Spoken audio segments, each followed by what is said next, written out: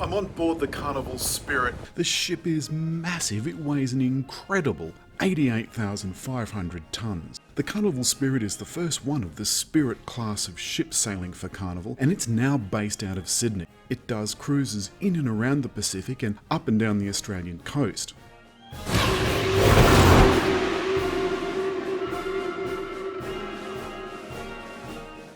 First order of business is a muster to avoid that Titanic moment. You showed how to put your life vest on and which lifeboat to get into. Soon after that, it's time to head off. We decided to see the departure from Sydney from our balcony with a drink which we'd gone hunting, shooting and fishing for. If there's one thing you should do, and that is organise your shipboard credit before you get on the boat. If you have to organise it once you get on, the customer care area is one of the only places you can do it, and the line is unbelievable. But Sydney was shrouded in the most awful smoke from the eastern seaboard being on fire. So much so that it left the water this eerie red colour. Soon we were heading out of the heads under the eerie glow of a red sun. This boat is so tasteless and so over the top, with each room being more tasteless and more over the top than every other room. Honestly, it is so bad, it is good. The place is absolutely chock-a-block full of teenagers doing their 18th birthdays, and there's kids running around everywhere, and frankly that gives me the absolute shits. There's some adults and people being absolutely blotto at 11 o'clock in the morning.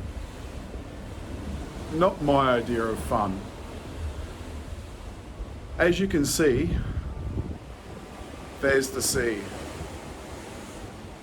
Really is quite beautiful, and the swell doesn't look very big, but it is actually quite big. These things are well and truly worth their money, but ships are absolutely geared to make you spend as much money as you can possibly spend. This cruise is like $650 odd, but you could spend easily another $100 a day. And in fact, we've spent more than that. There's bingo and God knows what.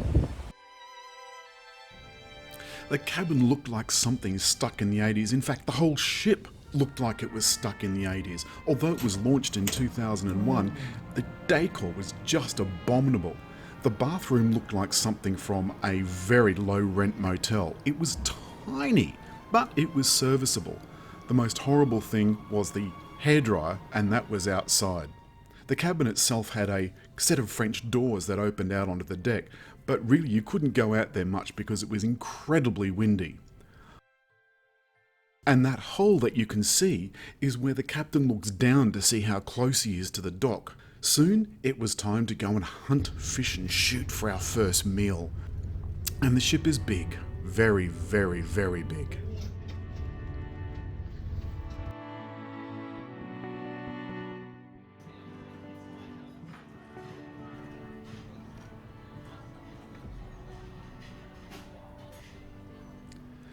The main dining area is a concoction of places where you can have breakfast and lunch, and you can dine there in the evening as well if you want.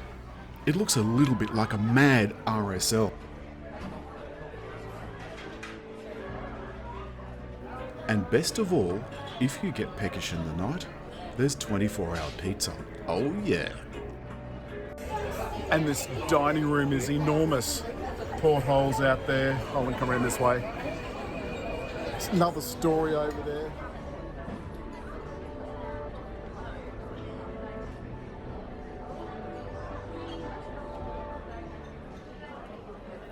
There's a posh restaurant right at the top of the main foyer. The main foyer is so over the top. This restaurant must be incredibly noisy. We didn't eat there, but it's right under the dome that's in front of the funnel. Some clear glass stairs lead down to the next floor. In the main foyer also are the glass lifts. And you can see how gaudy and over the top everything is. The mural is just hideous, and the decoration so over the top. But it's a great ride from the top down to the bottom, all of 10 decks. In the foyer is the customer care area and a small bar. One of the many, many, many bars.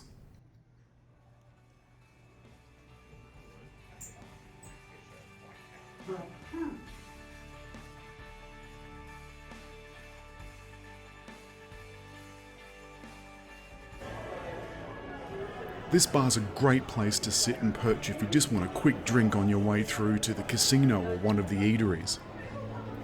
Looking up into the foyer is just an extraordinary experience. There's one escape from the gaudiness, and that's the beautiful Alchemy Bar. It is just stunningly quiet, with tasteful fittings and fixtures and furniture, unlike the Red Frog pub, which really does look like an onshore pub. Not, I might say, my kettle of fish, but this is where I did get a bottle of wine, and that's my top tip to you. Buy wine by the bottle. Do not under any circumstances buy it by the glass. The pool bar is much, much noisier, and it's chock-a-block full of kids. This is also where the outdoor theatre is. At the rear of the ship is the Serenity Bar, 18s only. Or should I say 18 and above only. However, you can get some jolly drunk 18-year-olds. The pods at the rear of the boat are great for enjoying a bit of a cocktail. There are pools all over the boat. There's one that has a jacuzzi and another that has the main theatre. This is the only theatre on the boat, and it's an outdoor one.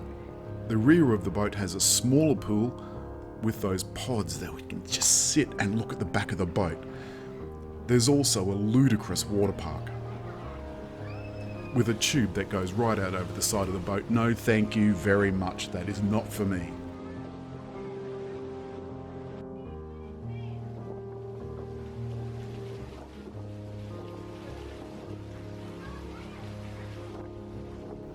And this is the ultimate dump.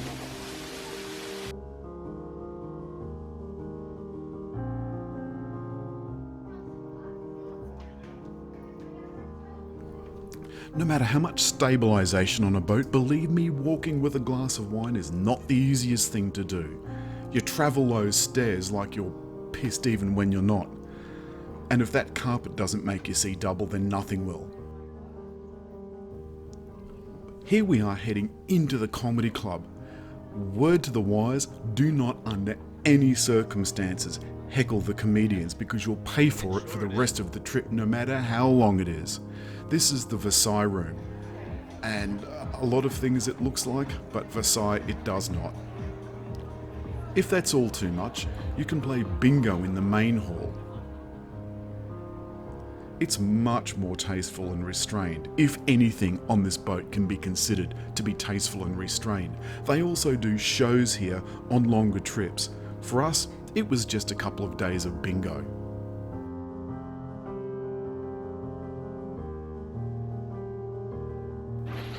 And the very second you're offshore, the machines come on and they stay on.